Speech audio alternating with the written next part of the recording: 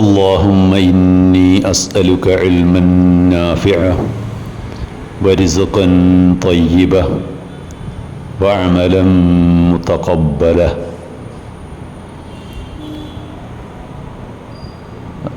നബി തിരുമേനി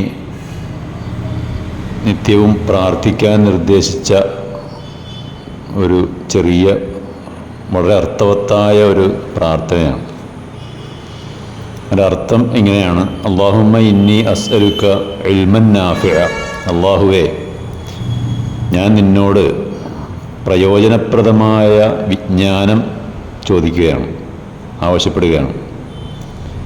വരിസുക്കൻ തയ്യിബ, നല്ല ഭക്ഷ്യവിഭവങ്ങളും, വഅമലൻ മുതഖബ്ബല, സ്വീകാര്യമായ കർമ്മങ്ങളും. ഏതൊരു സത്യവിശ്വാസിയും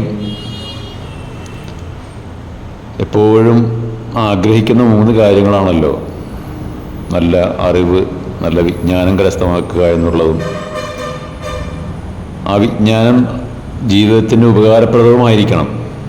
അങ്ങനെയുള്ള വിജ്ഞാനമാണ് അള്ളാഹുവിനോട് ചോദിക്കുന്നത്.